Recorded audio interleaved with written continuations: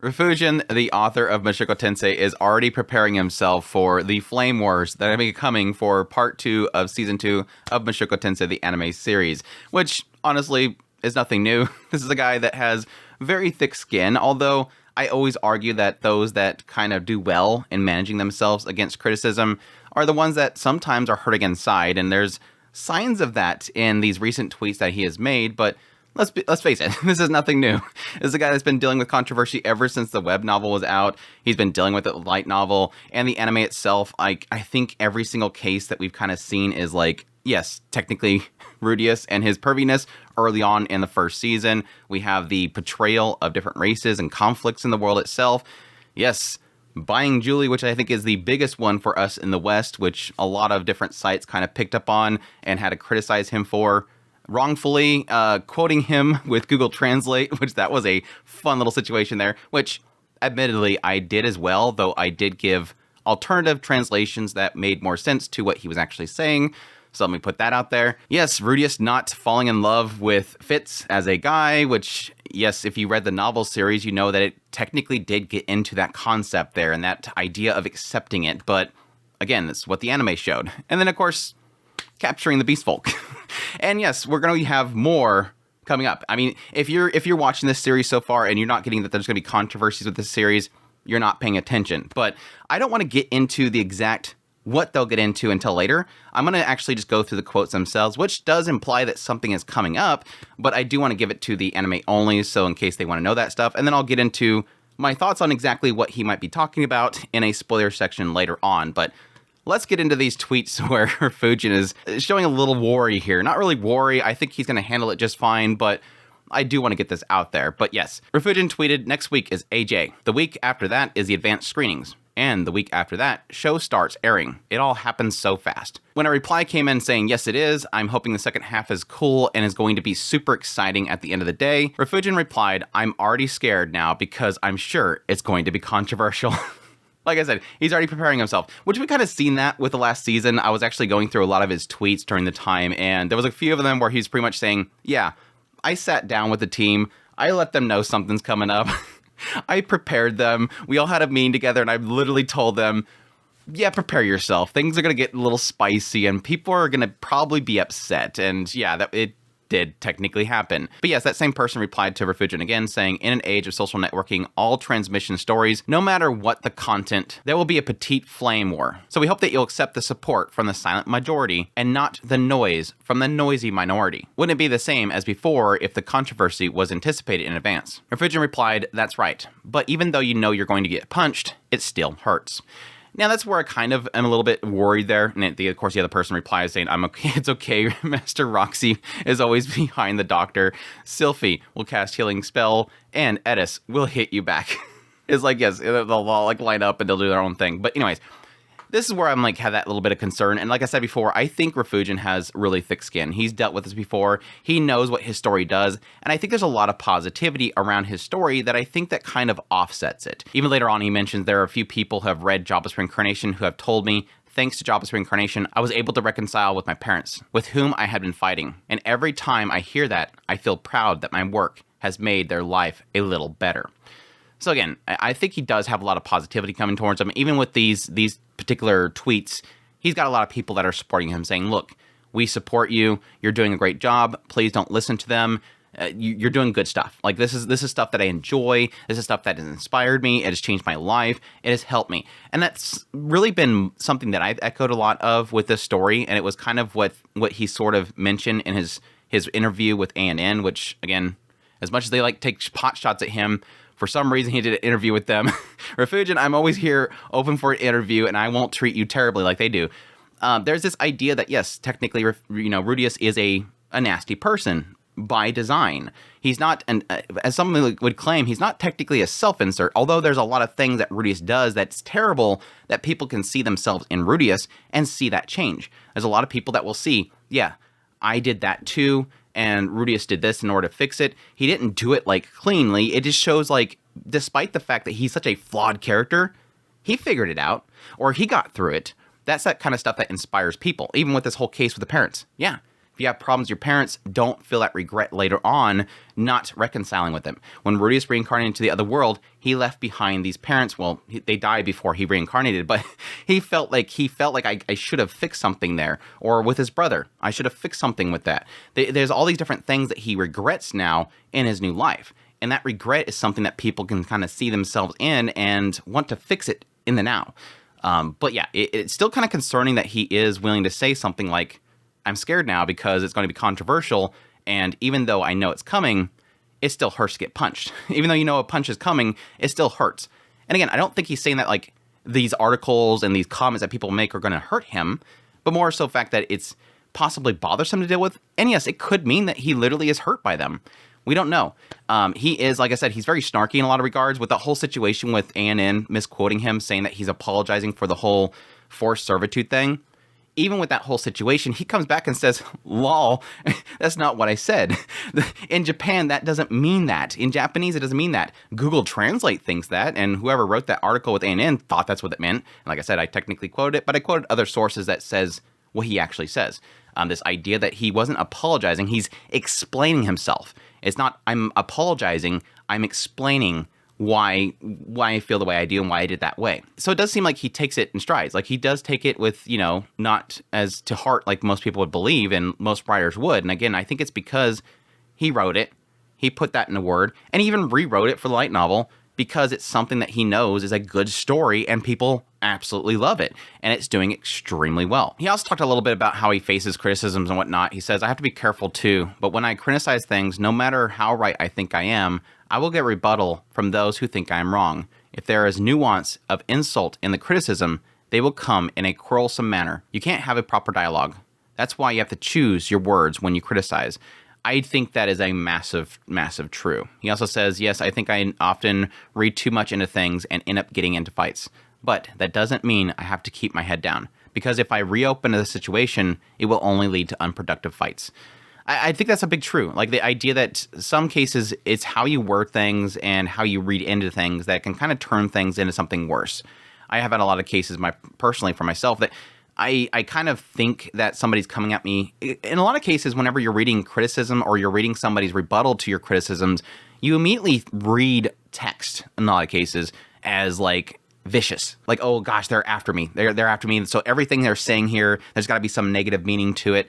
And you kind of read too much into it. And I think that reverse happens as well. You have to choose your words and criticism of something properly. Otherwise, people will do the same thing and perceive you as being the bad guy. So it's a really good mindset to be in. I personally use myself. I always try to give people the benefit of the doubt. Like every time I read something, I just assume that either they're having a bad day or maybe they word it wrong. There's a language barrier or something like that. And obviously for Rifujin, he's going to have to deal with a lot of that language barrier as, yes, a lot of English people and whatnot are speaking to him. Now, what controversy could he be talking about? That's the question mark. What controversy could he be talking about? This is where I guess we can get into spoiler stuff. So if you have not read the novel series and you are an anime only, I'm going to get into what I believe the controversy can be, starting from the lower stuff and getting into the big one. So you've been warned. Please don't watch beyond this point if you're anime only and you don't want to know what's coming up. But yes, I think the funny thing is as I look through this next part, I mean, we all know what he's talking about. Let's just get that out of the way. We already know what he's talking about. But I did want to go through and actually look at, I think I want to do this for every core that they do. Every season they do, I kind of have a desire now to look into it and look to see what people are going to get upset about. And I found it to be kind of funny.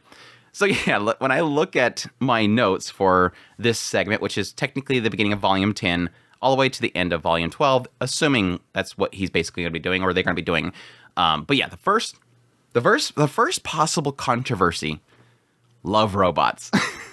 I think it could possibly be love robots. Now, I think that's the least of all of them because technically, yeah, I think a lot of these people, these individuals that that are looking for the controversies. I'm not saying everybody. There's a lot of people that legitimately like the story and something happens and it bothers them. That's fine. I'm talking about the people that are searching for it because they want to get clicks and they want to have outrage. We're talking about those specific people. And those specific people, I can sort of see them possibly being okay with the love robot thing. Obviously they're going to be going to this mansion. They're going to go in there. They're going to find this robot, and immediately Zenoba and Rudius are going to be thinking, yeah, we can make this into love robots. And yeah, I can see certain groups probably being a little bit upset about that. But again, I think that's the least of all of them. Our first big controversy. And I don't think this is going to be a controversy, because I honestly think they're going to skip this. Yes, Aisha is returning. And even the anime onlys know that based on the PV. Aisha's returning. And Aisha has a thing for Rudius. She's super, super thirsty for Rudius. And there was quite a bit in this segment of volumes where you do have Aisha's trying to make her move. She's finally got back to Rudius, and she wants to be what Lilia was. She wants to sneak in there and get with Rudius. But, as we know from the novel, yeah, he pushes back. He doesn't feel that for Aisha. They kind of expressed that with his first meeting with Aisha way back when he ran into her and Sharon. He doesn't see it. He doesn't get any feelings. Like, man, normally I would be so into this in my previous life, and now I don't. Like, I was watching this kind of stuff in my previous life, this idea of the sister and all that kind of stuff. Here, I don't feel it.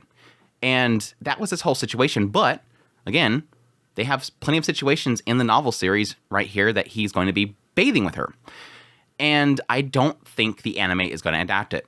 It's not going to be crucial to the overall story, so I think they're going to skip most of this stuff. I'll be covering it here when I do my skip content, but I think most of that stuff is probably going to get skipped, so we're probably not going to see that being there. We're probably going to get a sense that Aisha does want Rudius. We're going to get passing comments, and maybe an inner dialogue of him saying, no, I don't really want that. I don't know why she's doing that, but we'll see. Now, the next one, I guess, would be probably Linia and Persina's Ponsu thieving. Yes, them going around and stealing all the Ponsu. I don't see that being a controversy either, just because they're doing it. Now, it could be them sort of allowing it and not doing anything about it that could cause controversy. Like Linia and Persina are going around and assaulting these women for his sake, which, yes, is not the point of that whole story. It's them thinking that's what he wants, and they're going around doing it. But I think it could be perceived that way. Who knows? Now, this is an oddity, and it could end up turning into one, but the succubus. The succubus situation. Yes, technically, when he first arrives in Beggar Continent, he does get a little overwhelmed by the succubus. And yes, it does lead him to wanting to go relieve some stress, eventually getting taken over, and yes, making a move on Elise. And I think they could possibly, Outrage could come around the idea of them sort of making comical about that whole situation. Him pretty much, forcing himself upon Elise, her knocking him out, and it being perceived in that regard is, I mean, this girl's with this other guy, and he's with, married. What's the deal here? This shouldn't be a thing? ? I don't know. It could turn into something. Following that, I don't think they're going to cover in the anime the actual warriors of the Beggar Continent. But if they do, that could be controversial. The idea of how these women, basically reproduce. Some of these will go out with the men in order to help them with the succubuses. And if they get pregnant, they go back to the town and they have the children. I don't think they're going to get into all that stuff. But if they do, it could be, oh my gosh, Rifujin's okay with this idea of the women being the bread makers, technically bun and oven kind of thing, bun makers, and they go back and they make the buns. But it could be, they could get into that. And if that's the case, they'll probably find that very controversial. But yes, that all leads us to what will be the controversial aspect of this whole thing, which, yes, you technically can get into the implications or what they're implying with Talhan at this point, which me personally, as far as I've gotten in the novel series, I haven't gotten a 100% answer on that, so don't comment. There's a lot of implying about Talhan when Rudius first meets the party, and what they're implying with Talhan could lead to some issues there as well. What they're sort of implying with how Talhan looks and what they're kind of commenting about him, we'll see. But again, that's another one that I can see them possibly skipping with the anime adaptation, as it's not, I don't know, it could be later on. It's not significant to the story now. But yes, obviously the big thing that I think that Rifujin's talking about here, let's all be honest. And yes, again, big spoilers here for the anime onlys, is going to be Rudius sleeping with Roxy. Now, this is, for me personally, probably one of the biggest concerns I have for the second season. Yes, I'm concerned about things like, how they're going to animate the Hydra fight. That's obviously going to be a big thing for me. All these things are going to really tell me if this second season part 2 is going to be a good adaptation or not. There's a lot of very pinnacle points of the story in this segment. Obviously, yes, the Hydra fight and what happens afterwards is a massive one.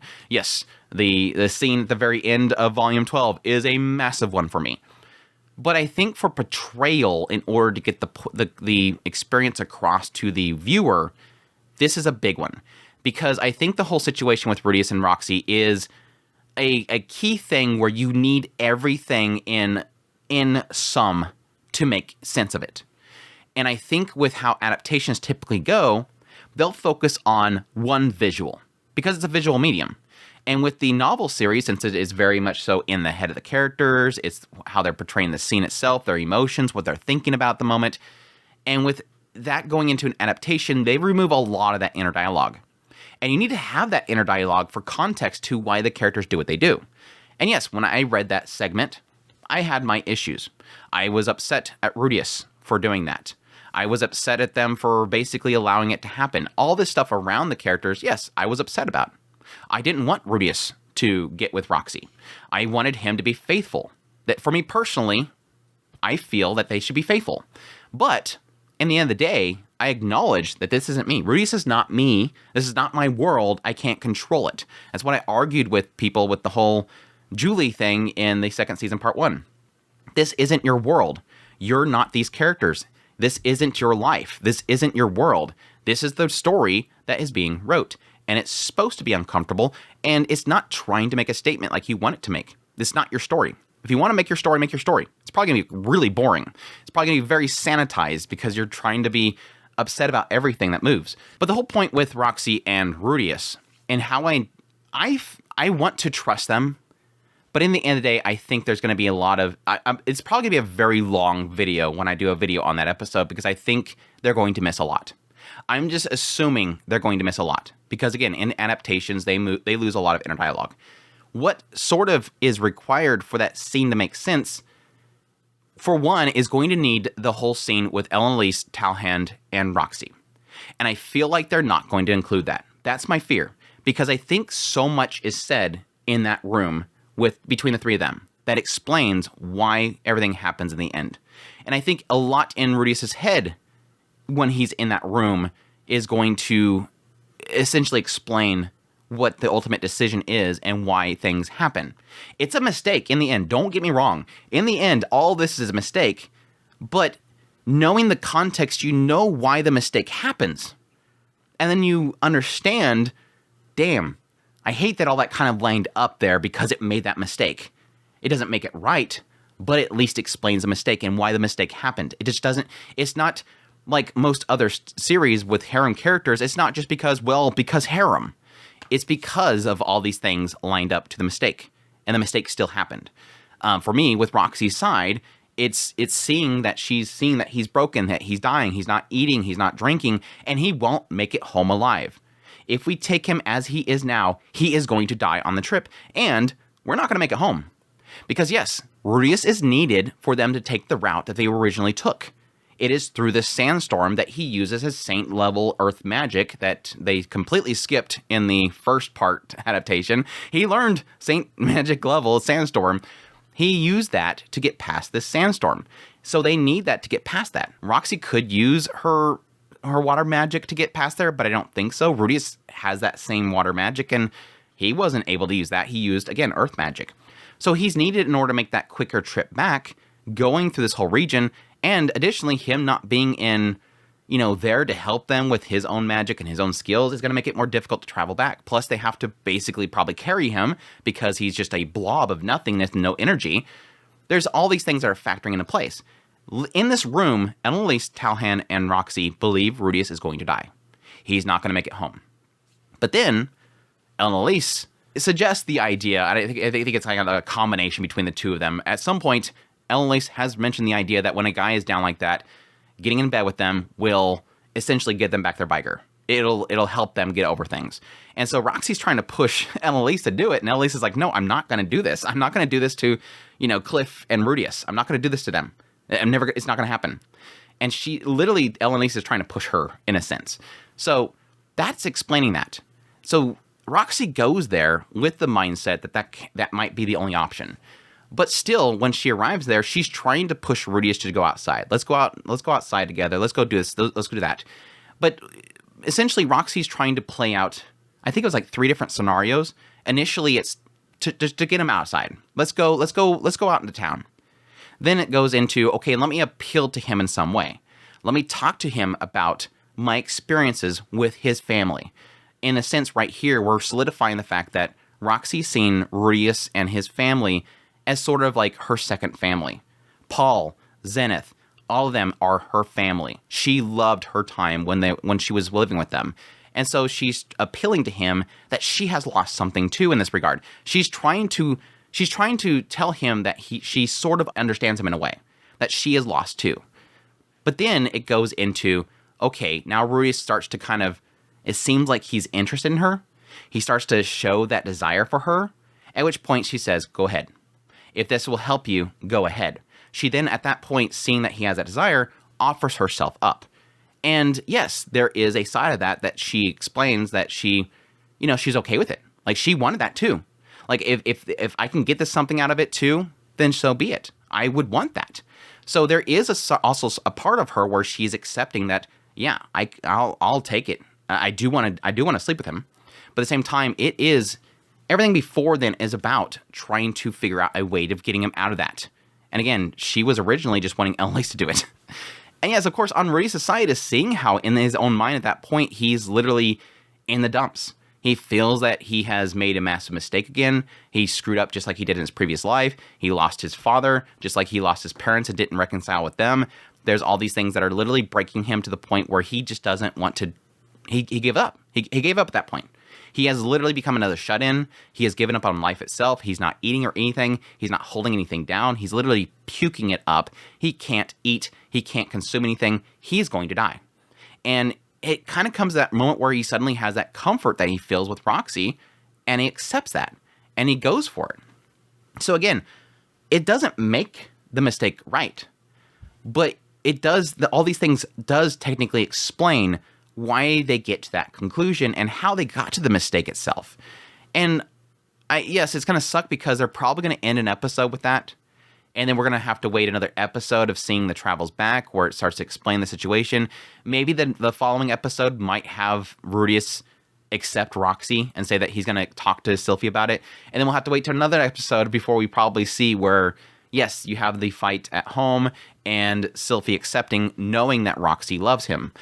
And so it's going to be like pretty much this episode happens, and if they don't nail it right, I think even if they do cover everything that I just mentioned, that explaining of what happens, even if they do have all that stuff, people are still going to be upset.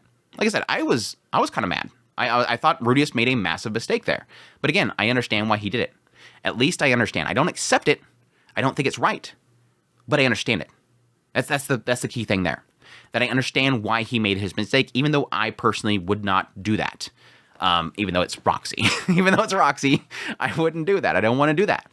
But yeah, going on, if the world accepts harems, and I would get her home first. Anyways, even if they do explain all that stuff, people are going to be upset. And what sucks is that I think it's going to be another 2 more episodes or 2 more weeks before people get the full explanation and the acceptance of it, which I don't think is going to appease a lot of people. And I think a lot of people that still love the series are not happy even after that's done. But because it doesn't undo it. Sylphie accepting it doesn't technically undo what happened. And even a lot of cases we see throughout the story that Sylphie still, in a lot of cases, doesn't trust him. Like, he's gonna get you in bed. No, he's gonna get you in bed. She knows that. But again, I'm fearful how they're gonna lay it out and how they're gonna explain it, how they're going to portray it. But at least, like I said, Rifujin's preparing himself, and I think he's preparing. I think every core he prepares himself. Every episode he prepares himself. But anyways, that's my thoughts on what controversies we might have and Rifujin's explanation of it. Side note, because I didn't want to make the same mistake I did last time. Well, I did, like I said, I did technically have multiple translations before. I used DeepL and whatnot. Even AI kind of did it the same way. So yeah, when I went through these quotes with Rifujin this time around, I used a couple of different sources and AIs, and I got a huge kick out of Gemini and how Gemini was handling this. Every time I had Gemini translate something from Rifujin, it kept saying that these are quotes from Reki Kawahara, the author of Sword Art Online, and every quote was in regards to Asuna. I'm like, what? What is that? It was super funny. But yeah, the other interesting thing that Jim and I did was at some point, in response to translating his comments about how people constantly tell Rifujin, thank you because I square things up with my family and I fix things with my family because you're writing. Jim and I did a very surprising, true statement. Jim and I said the quote is from an interview with the author of Mushoku Tensei, Rifujin, not Manga Note. He is talking about the impact of his works had on people's lives. The quote is a powerful reminder of the power of stories. They can change people's lives and they can help people to connect with each other. The quote is also a reminder of the importance of creativity. When we create something, we are putting something out into the world that has the potential to make a difference. The quote is a powerful inspiration to anyone who is a creative. It is a reminder that our work has the potential to make a difference in the world. Damn, that is a big W for Gemini, even though Gemini has done some really controversial things lately. Hey, ANN, take note. They're super positive on Mushoku Tensei and how it can technically affect your life. Like I said before, with that interview that that Rifujin had with ANN, he literally says that. Like, if you see somebody that wants to change your life like that, I hope that you don't abandon them. It's a good message. It's a very positive message. Anyhow, I just want to get on here and let you guys know that Rifujin is ready. He's waiting. Show him your support. Don't spam him or anything, but show him your support. I think it is a kind of a positivity there that he does at least acknowledge the idea that there's a silent majority here that loves your work. It's just you have these chirping birds, and you got to ignore them, and I think he knows that. So anyways, hope you guys enjoyed this video. As always, if you did, make sure that like button down below, comment. Let me know about this whole situation. Additionally, don't put any spoilers down there. Let's leave it to anime onlys. If you want to talk to me about what I think prediction-wise later on in the spoiler segment, go into the Discord. We have a Mushoku Monday channel where you can talk about things that I've done, which is read up to 17, volume 17. Beyond that, don't. We actually have a thread for beyond that. But anyways, anyhow, if you want to support this channel more and you like this content, I have a Patreon link, tips, links, and things, membership button down below. Greatly appreciate what it does. Y'all take care.